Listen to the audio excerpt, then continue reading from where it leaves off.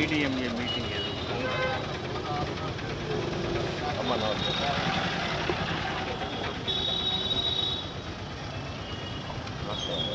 మాటి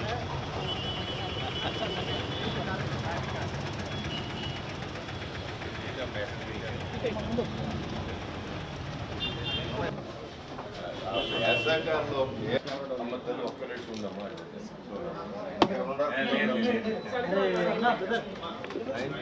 కూర్చోవాలి మీరు కూర్చోవాలి కూర్చోవాలి మీరు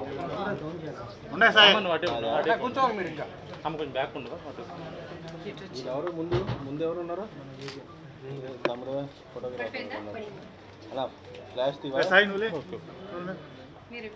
బాబాయ్ 4000 పోయి మొన్న నెల ఎంత తీసుకున్నారు?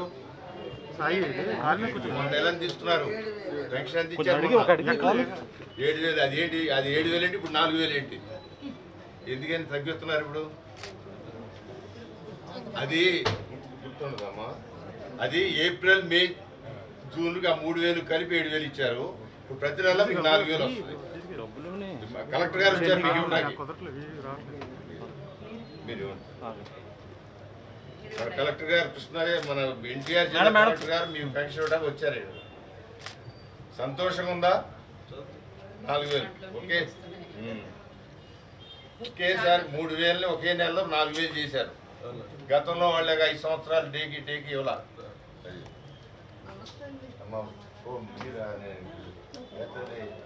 మేము ఇద్దరు కలిసి సిరీస్లో పనిచేసాము. ఇచ్చేవాళ్ళు రోడ్డు మీద వెళ్తుంటే జాతర లేకుంటే. కానీ ఇప్పుడు ఆ పెద్ద ఆయన చచ్చిపోయారు. దాన్ని అమ్మ నువ్వు ఇక్కడే ఉన్నావమ్మా. పోయి సార్ 7000 ఇచ్చారా? మీరు 7000 డిమాండ్ చేయట్లేదా? అప్పుడు పాత బాకీ ఇచ్చారమ్మా. ఇప్పుడు 4000 ఇస్తున్నారు. కలెక్టర్ గారు వచ్చారు మీకు పెన్షన్ మన కలెక్టర్ గారు 4000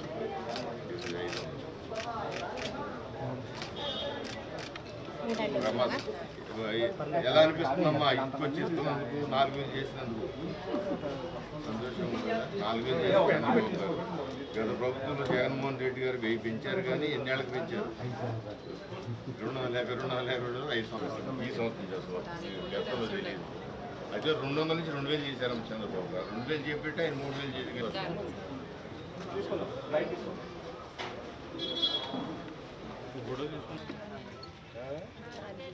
4000 కదా? 7000 వద్దా? 4000 ఇస్తున్నారమ్మా.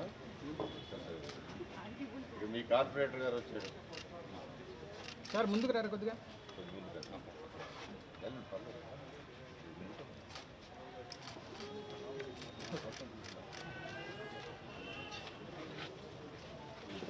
అబ్బాయికి ఇల్లు ఉందండి. ఆధార్ నంబర్కి మీ అబ్బాయి ఆధార్ అబ్బాయి కాదు. మీరు అనుకుంటారా మేడం గారు అయిపోయిందా బయోమెట్రిక్? అయిపోయింది. అయిపోయిందా?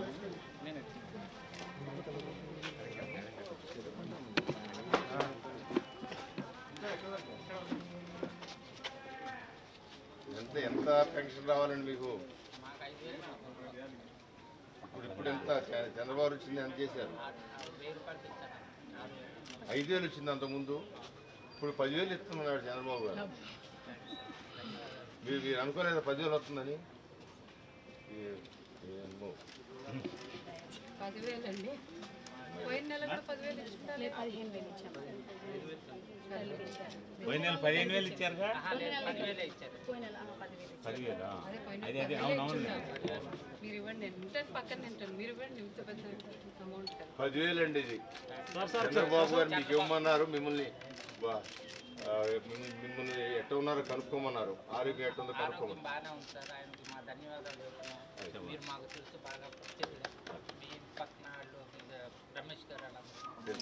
ఓకే సంతోషం బాబు మీ నాన్న కదా? హాయ్ మనోడా?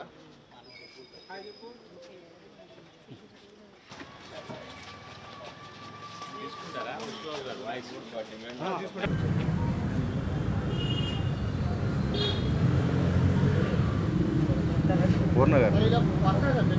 మొత్తం ఉండే 2,34,000 పెన్షన్స్లో 99 కోట్లకు గాను డిస్ట్రిబ్యూషన్ చేయటం జరుగుతుందండి. పోయిన నెల గౌరవ ముఖ్యమంత్రి గారి ఆదేశాల మేరకు ఏ విధంగా అయితే సచివాలయ సిబ్బందితో పూర్తిగా గవర్నమెంట్ ఎంప్లాయీస్తో ఈ పెన్షన్ డిస్ట్రిబ్యూషన్ చేశామో అదేవిధంగా ఈ నెల కూడా చేస్తున్నాము. పెంచిన పెన్షన్లు పోయినసార్లు అరియర్స్తో సహా ఇచ్చాము. ఈసారి పెంచిన పెన్షన్లు అందరికీ చేరవేయడం జరుగుతుంది. 10 గంటల ప్రాంతానికి 80% దాటి డిస్ట్రిబ్యూషన్ జరిగిపోయిందండి. సుమారు మధ్యాహ్నానికంతా పూర్తి చేస్తామనే నమ్మకం మా అందరికీ ఉంది. ప్రతి ఒక్కరి దగ్గర ఇంటికి వెళ్ళి పొద్దున్నే 5 గంటలకు మొదలుపెట్టి 10 గంటలకంతా దాదాపుగా పూర్తి చేయడం జరిగిందండి. అందరూ ఈరోజు అధికారులు, ప్రజాప్రతినిధులు అందరూ కూడా కలిసి పెన్షనర్ల దగ్గరికి వెళ్ళి సీఎం గారి ప్రభుత్వం మాటగా పెన్షన్స్ అందరికీ అందజేయటం జరుగుతుంది. ఇందులో మేమందరం భాగస్వామ్యం అవ్వటం మా అందరికి చాలా సంతోషంగా ఉంది. ఎంత పర్సెంట్ అన్నారమ్మా? 80. ఈరోజు రెండో నెల నారా చంద్రబాబు నాయుడు గారి ప్రభుత్వం పెన్షన్ల పంపిణీలో కేవలం 3.5 గంటల్లోనే సుమారు 80% పైగా పెన్షన్లు ఇవ్వడం అయిపోయింది.